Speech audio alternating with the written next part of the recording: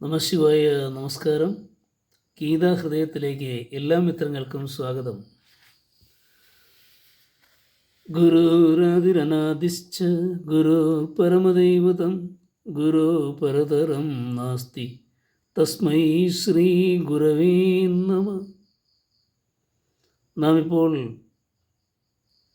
സാഖ്യയോഗത്തിൻ്റെ 53 ശ്ലോകം വരെ ശ്രദ്ധിച്ചപ്പോൾ 53-ാം ശ്ലോകത്തിൽ നാം ശ്രദ്ധിച്ചത് ഭഗവാൻ അർജുനനെ ഉപദേശിക്കുന്നതും കർമ്മത്തിൻ്റെ സവിശേഷതകളും കർമ്മം ചെയ്യേണ്ടതിൻ്റെ ആവശ്യകതയും നിഷ്കാമകർമ്മം ചെയ്യുന്നതിനെ പറ്റിയും എല്ലാം അർജുനന് ഉപദേശിച്ചു കഴിഞ്ഞു. ആ ഉപദേശമെല്ലാം കേട്ട് അർജുനൻ ഭഗവാനോടായി ചോദിക്കുന്നതാണ് ഇന്ന് നാം ശ്രദ്ധിക്കുന്ന ശ്ലോകം. അർജുനൻ ഭഗവാനോടെ ചോദിക്കുന്നത്, അടുത്ത ശ്ലോകം ഭഗവാൻ അതിന് ഉത്തരം കൊടുക്കുന്നതുമായി 2 ശ്ലോകങ്ങളാണ് നാം ഇന്ന് ശ്രദ്ധിക്കുന്നത്. ശ്ലോകം 54. അർജുന ഉവാച സ്ഥിതപ്രജ്ഞസ്യ കാ ഭാഷ സമാധിസ്തസ്യ കേശവ സ്ഥിതധീ കിം പ്രഭാഷേത കിമാസീത വ്രജേത കിം.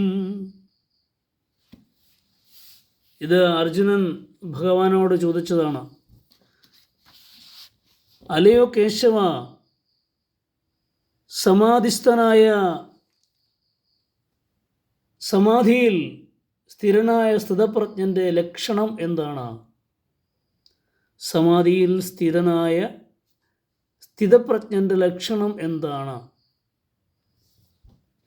എന്ന് അർജുനൻ ചോദിച്ചപ്പോൾ ഭഗവാൻ അതിന് ഉത്തരം പറയുന്നതാണ് അടുത്ത ശ്ലോകം.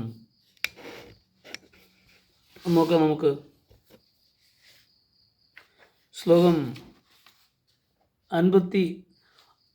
അതിനോടൊപ്പം അർജുനൻ കുറച്ചുകൂടി ചോദിക്കുന്നുണ്ട്, സ്ഥിതപ്രജ്ഞൻ എങ്ങനെയാണ് സംസാരിക്കുക, എങ്ങനെയാണ് ഇരിക്കുന്നതും എന്നാണ്. സ്ഥിതപ്രജ്ഞൻ്റെ ലക്ഷണവും സ്ഥിതപ്രജ്ഞ എങ്ങനെയാണ് ഇരിക്കുന്നത്, എങ്ങനെയാണ് സംസാരിക്കുന്നത് എന്നാണ് അർജുനൻ ചോദിച്ചപ്പോൾ അതിൻ്റെ ഉത്തരമായി ഭഗവാൻ പറയുന്ന ശ്ലോകം നമുക്ക് ശ്രദ്ധിക്കാം.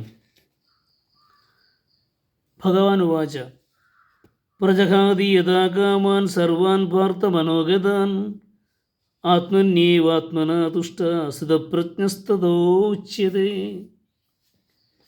ഭഗവാൻ പറഞ്ഞത് എന്താണെന്ന് നമുക്ക് ശ്രദ്ധിക്കാം. ശ്രീ ഭഗവാൻ പറഞ്ഞു, അല്ലയോ പാർത്ഥ, എല്ലാ കാമനകളെയും ത്യജിച്ച് ആരുടെ ആത്മാവിൽ തന്നെ സ്വയം സന്തുഷ്ടനായി ഇരിക്കുന്നുവോ അവനാണ് സ്ഥിതപ്രജ്ഞൻ. എങ്ങനെയാണ്? എല്ലാ കാമനകളെയും, കാമക്രോധ മോഹാദികളെല്ലാം ത്യജിച്ച് ആരുടെ ആത്മാവിൽ തന്നെ സ്വയം സന്തുഷ്ടനായിരിക്കുന്നുവോ അവനാണ് സ്ഥിതപ്രജ്ഞൻ. താൻ ചെയ്ത പ്രവൃത്തികളിൽ ആളുകൾ എങ്ങനെ പ്രശംസിക്കുന്നു, അതിലൂടെ തനിക്ക് എന്ത് പദവി ലഭിക്കുന്നു, എന്ന് ഭോഗ ഐശ്വര്യങ്ങൾ ലഭിക്കും തുടങ്ങിയ ചിന്തകളും കാമനകളും ഉപേക്ഷിച്ച് താനൊരു പവിത്ര കർമ്മം ചെയ്യുന്നുവെന്ന വിചാരത്തോടെയുള്ള ഭാവം ആർക്കുണ്ടോ അയാളാണ് സ്ഥിതപ്രജ്ഞൻ എന്ന് ചുരുക്കം.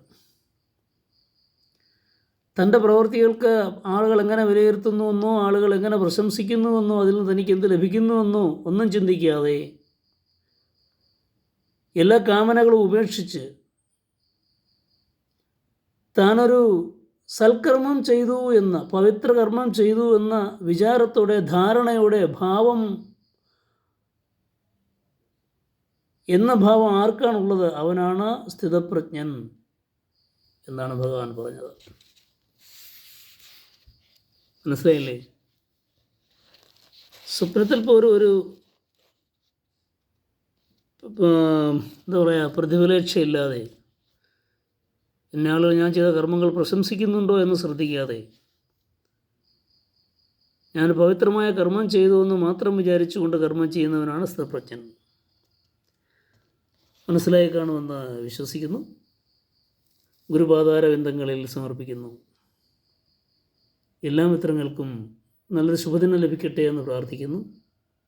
സർവേശ്വരൻ എല്ലാവർക്കും നല്ലൊരു സന്തോഷവും സമാധാനമുള്ള സുദിനം നൽകട്ടെ.